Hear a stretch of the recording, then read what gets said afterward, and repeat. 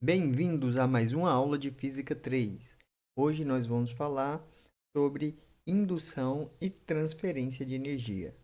No começo do capítulo, você já deve ter visto sobre a lei de Lenz e a lei de Faraday. E aqui nós vamos aplicar essas duas leis para a gente ver como a energia é transferida de energia mecânica para energia elétrica.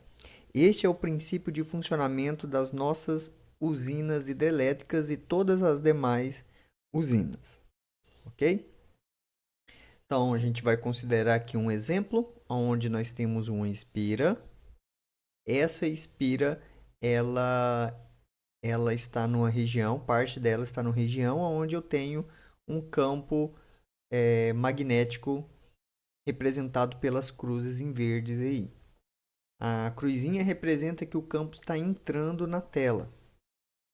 Essa espira ela é retangular e ela tem uma largura L, ok? Só parte dela está dentro da região que contém campo magnético. Essa região que está dentro do campo magnético tem um comprimento x. O que eu quero calcular aqui é qual a potência dissipada pela corrente I e qual a potência realizada pela força F que puxa a espira com velocidade constante V. Ok? Então, como eu sei que essa espira está em movimento, vai ser produzido nela uma força eletromotriz devido à variação do fluxo magnético. Por que o fluxo magnético vai estar variando neste caso?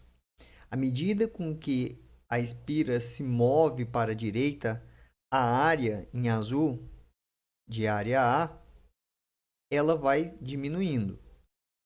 Ela diminui de tal forma que o fluxo magnético aqui vai diminuir, pois o fluxo magnético é B vezes A, que é igual a BLX, ok? À medida que o x diminui, o fluxo magnético diminui. E pela lei de Faraday, nós temos que a força eletromotriz é igual a menos a variação do fluxo magnético B com o tempo. De tal forma que se a gente fizer tomar a derivada aqui, né? Ó, a força eletromotriz é menos a variação do fluxo com relação ao tempo. Derivando isso aqui, dx dt eu tomei como sendo a minha velocidade. E como o dx está diminuindo em uma direção contrária da velocidade, o sinal negativo se cancelou aqui, ok?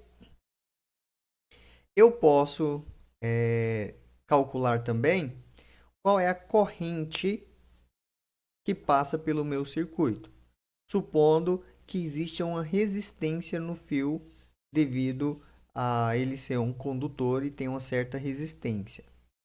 Então, a corrente posso calcular pela epsilon igual a RI, lei de Ohm. E eu encontro que I é igual a BLV sobre R, onde eu substituí aqui a força eletromotriz dada pela expressão acima. Eu agora quero saber qual é a força que eu devo fazer, a mãozinha ali, para que a espira se movimente com velocidade constante. Para isso, eu preciso calcular a resultante da força realizada pela força magnética. A partir do momento em que a corrente começa a passar pelo meu circuito, eu vou ter uma força magnética dada pela força de Lorentz para a corrente. Então, eu separei aqui o meu circuito em três segmentos.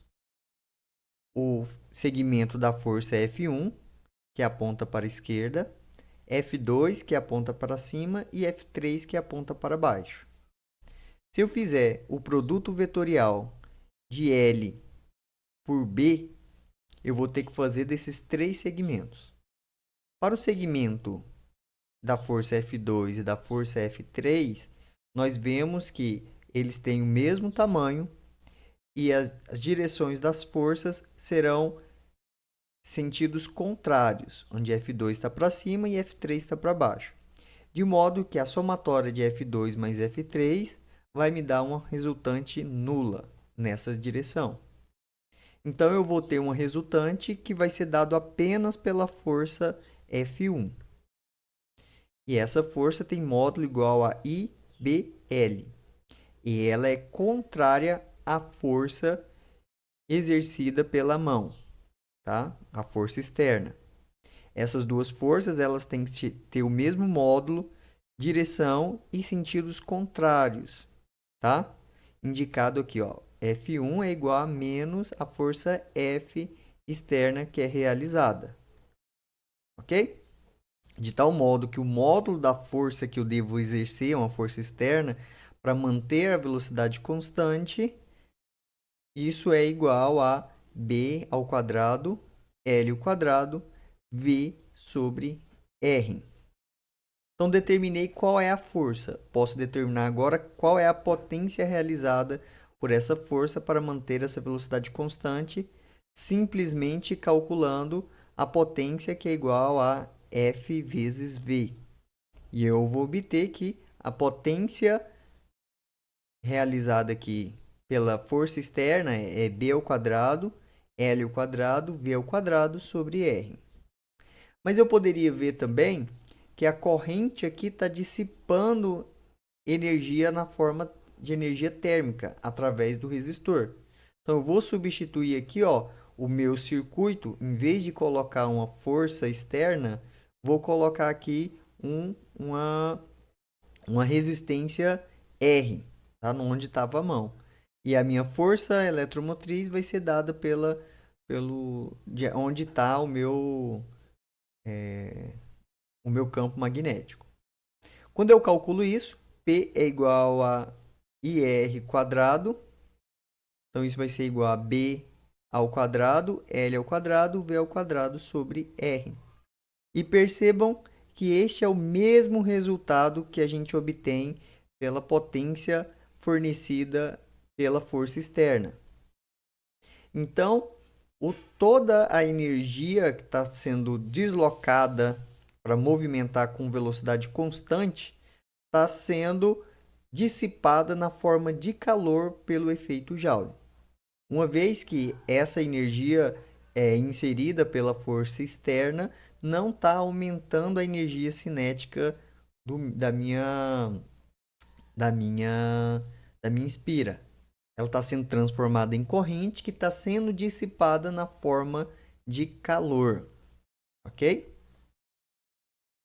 Agora, vamos ver o que acontece quando eu tenho um campo magnético. Então, vou supor aqui um campo magnético na forma circular. E dentro desse campo magnético, eu vou colocar ali um condutor, um anel de cobre. Ok? Então, o campo aqui está entrando, tá? E vai ter uma corrente circulando no meu anel de cobre, devido à lei de Faraday, tá?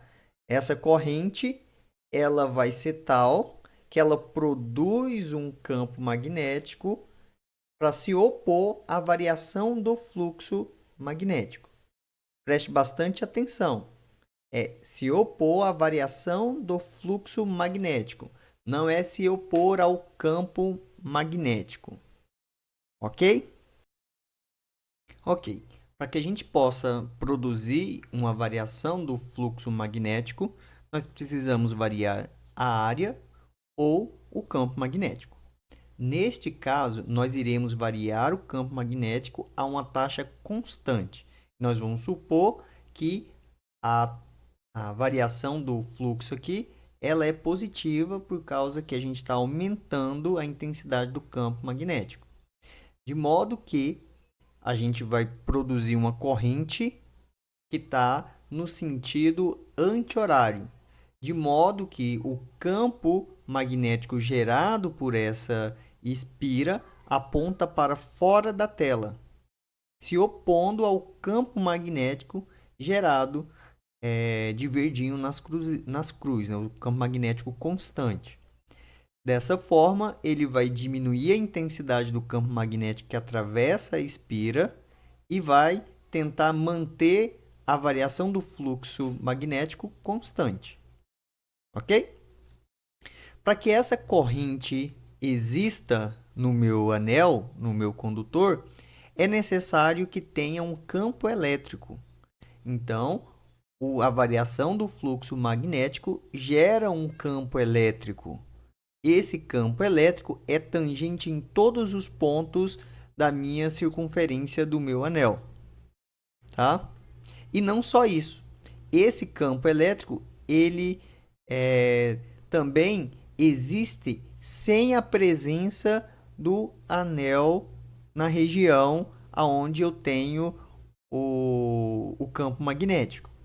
Ele vai existir mesmo que não haja. Então, em todos os pontos ali desse anel de cobre, para facilitar, você vai ter o campo elétrico. E você pode imaginar vários fios de cobre preenchendo toda a área onde tem o campo magnético. Então, você pode imaginar um campo elétrico circular. Ok? Então, um campo elétrico que circula de raio Rzinho aí. E eu posso pensar em várias linhas de campo elétrico. Percebam que esse campo elétrico ele é bastante diferente daquele produzido lá na eletrostática. Naquele caso, os campos elétricos iniciavam em cargas positivas ou negativas e terminava um campo elétrico começava numa carga positiva e terminava numa carga negativa, né? Neste caso, ele não começa e nem termina, ele faz uma circunferência. Agora, se eu calcular o trabalho realizado para movimentar um elétron na trajetória circular, eu vou calcular isso como F escalar ds. No caso, o ds aqui é o comprimento da minha circunferência. Como a força é sempre escalar ao deslocamento aqui, eu tenho que Q0E, que é a força, vezes 2πr, que é o comprimento da circunferência. E eu tenho a minha força eletromotriz, que é dado pelo trabalho por unidade de carga, só passar o Q0 dividindo, se eu tenho a força eletromotriz, é igual a 2πre. Ok? Então, eu posso escrever de uma forma mais bonita, que a força eletromotriz aqui é igual a integral de caminho fechado de E escalar ds. Aqui é importante notar que esse campo elétrico, por ser um campo elétrico circular, eu não posso definir aqui um potencial elétrico para esse campo elétrico. Porque na definição do potencial elétrico, eu digo que a integral de um circuito fechado de E escalar ds, isso aqui tem que ser igual a zero. Mas no caso da fenha eletromotriz produzida por campo magnético, isso já não é mais verdade. E eu tenho que essa integral é igual a menos a variação do fluxo do campo magnético. Então, tomem bastante cuidado na hora de vocês falarem de integral de caminho fechado de E escalar ds. Se for produzido por cargas estáticas, você pode atribuir a ele um potencial. Se não, se ele é produzido pela variação do fluxo magnético, essa integral é igual a menos variação do fluxo magnético dt, a variação do fluxo magnético.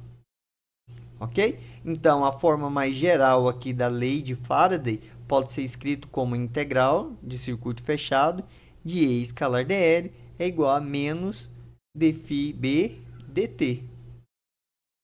Essa foi mais uma aula e até a próxima.